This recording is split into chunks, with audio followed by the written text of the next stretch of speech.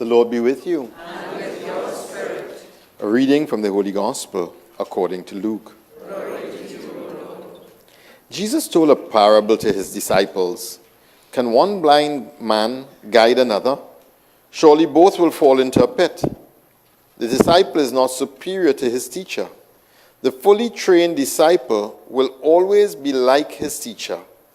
Why do you observe the splinter in your brother's eye and never notice a plank in your own? How can you say to your brother, Brother, let me take out the splinter that is in your eye, when you cannot see the plank in your own? Hypocrite, take the plank out of your own eye first, and then you will see clearly enough to take out the splinter that is in your brother's eye. There is no sound tree that produces rotten fruit, nor again a rotten tree that produces sound fruit.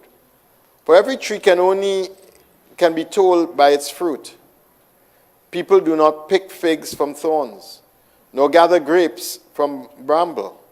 A good man draws what is good from the store of goodness in his heart, and a bad man draws what is bad from the store of badness.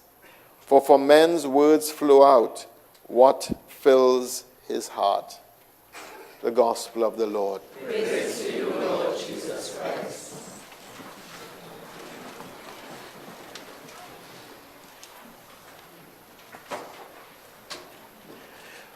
Our readings today are the part of the Sermon on the Plain. So it's a long text that we've been reading over a period of time. And it started with the picking of the 12, or the selecting of the 12, then the blessings, the Beatitudes, and it's gone through to this text that we have today. The beginning of our text on the two parables is part of a little larger piece on judging. And in that piece, it starts by saying, do not judge, lest you yourself be judged. Do not condemn. Give to anyone who asks. And then we get into the text that we have, which is about blindness. And the text on blindness has to be read from this piece that goes before it on judging, on condemning, and on giving. What we have here are the internal ways of doing discernment. How do we really understand who we are? How do we really get to where our life is? You know, everybody believes they're as holy as Mother Teresa. You know that? You know that? Or we feel that we are as sinful as Satan. That's the other flip that we make. It depends on what time of day it is we ask ourselves, or how we feel about ourselves at that moment. And we kind of flip between thinking that we're better than we actually are, or that we're actually worse than we actually are. And neither of those are really helpful. But what we have is some internal discernment, or some rules for internal discernment. Rules for checking ourselves inside, and asking the harder question from inside of ourselves. We built a civilization that has prided itself on civility. And civility has come down to political correctness. And political correctness has come down to making sure you're looking good in the eyes of everybody else.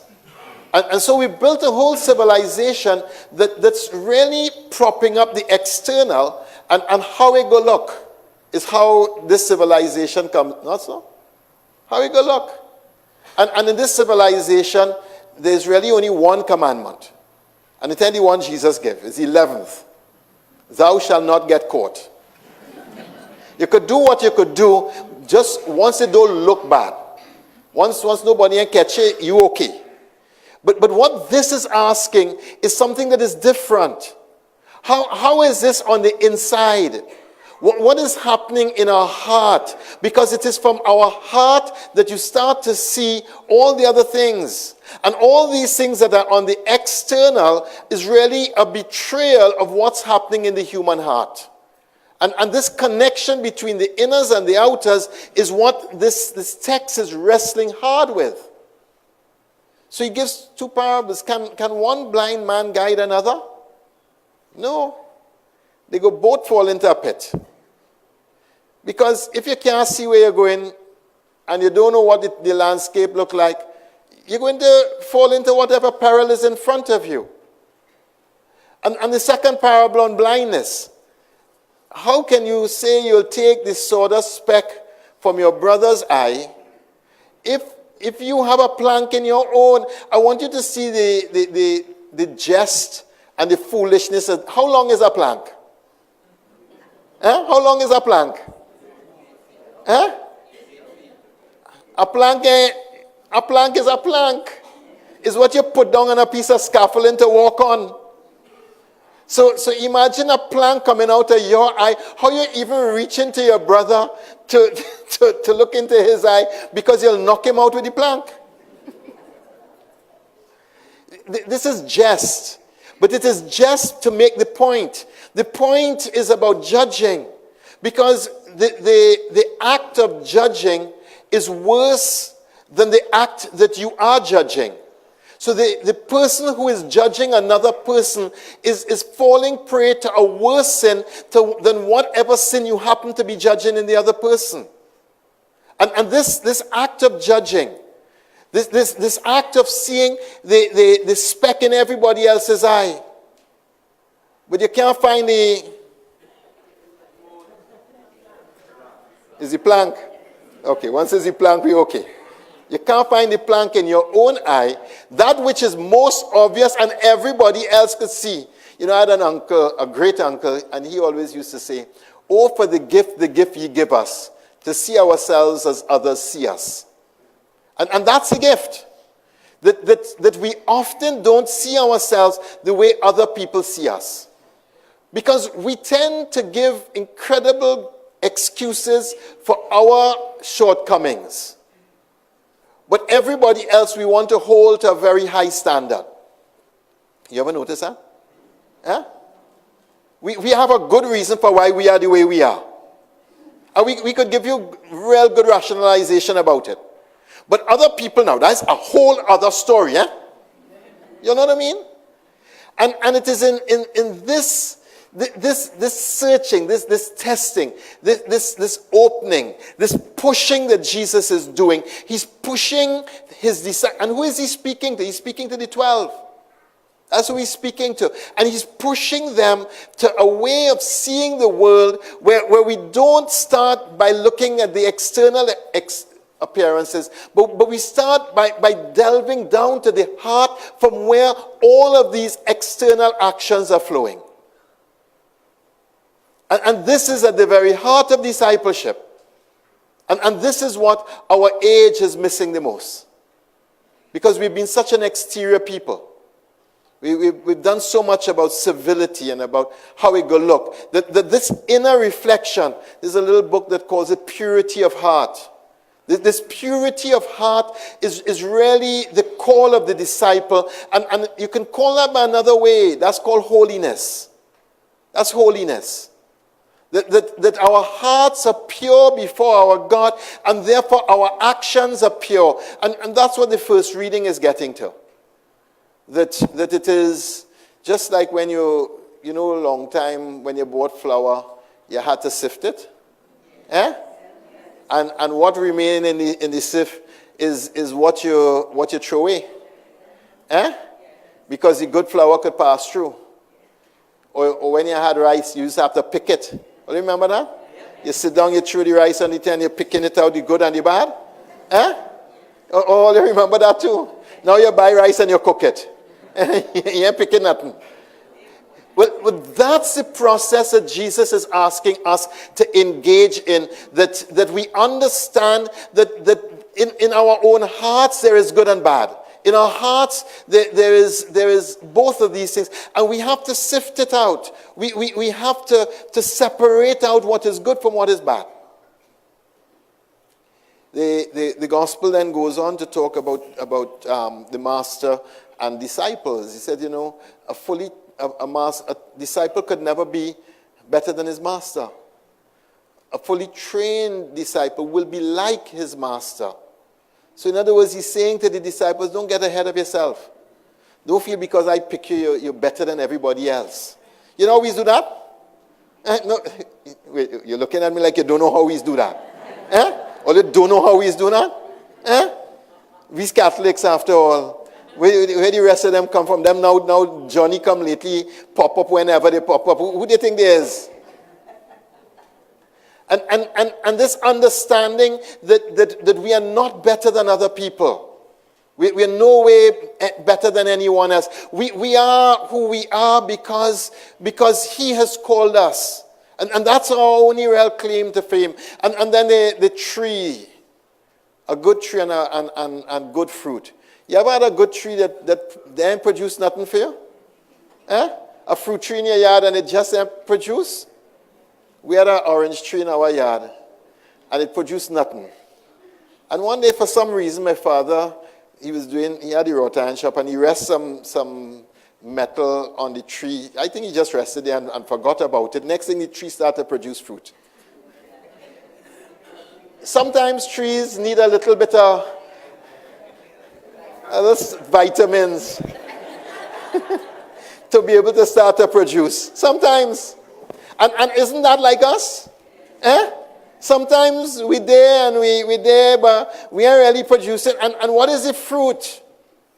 What is the fruit?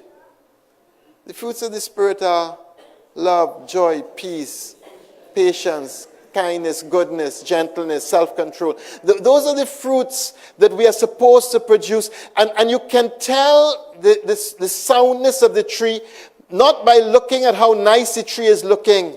Because sometimes you have trees that look real nice, but what is it producing? That's what the text is asking us for. Now in Trinidad and Tobago, this text is given to us on a carnival weekend. I don't want all you miss that context, you know. Don't miss the context now. Imagine that. I think Jesus is the greatest jester in the whole wide world. Actually outside of the world too. Because on this carnival weekend, we have these criteria for discernment that have been given to us that we must apply to ourselves, but also to who we are as Trinidad and Tobago. And the carnival is a reflection, not of the people playing the mass. It's a reflection of us as Trinidad and Tobago. Because what the carnival is speaking to is the soul of Trinidad and Tobago, the very core and center of who we are.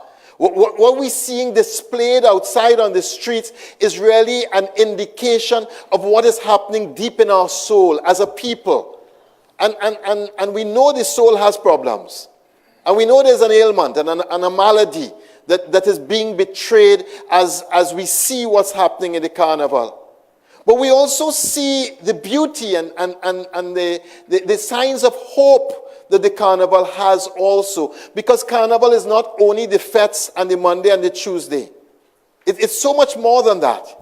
As you listen to the steel band, I mean, what an amazing experience to hear these oil drums produce this music that just keeps getting better and better every single time. What amazing innovation that has come from deep inside our soul, our psyche, from who we are. Isn't that amazing? And I remember when Ataktan sang his song, I think it was back in the 90s, he said, God make that. God make that. And that too is part of who we are. That we have to see that out of the pain and out of the anxiety and out of the frustration and out of the deep despair that is Trinidad and Tobago, that the steel pan has come and has produced something of a fine quality of music and a space where people do incredible innovation and where creativity is at its absolute best. We must see that about the carnival too. Or the calypsos this year. Have you realized the biggest tunes in calypsos this year end going for the foolishness? You all realize that? They're not pushing in the lewd, the crude, and as they were some years back. They're not pushing in that direction anymore. They've gone to something else, Savannah grass. I mean, what a celebration of what is so important for the carnival and for us, that Savannah grass where all this display of imagination takes place. Oh, family, huh? Written by Skinny Fabulous, where we celebrate who we are as family, and that is what is most precious to us too, who we are as family. And so many, well, I suppose garbage bag is another story. I suppose.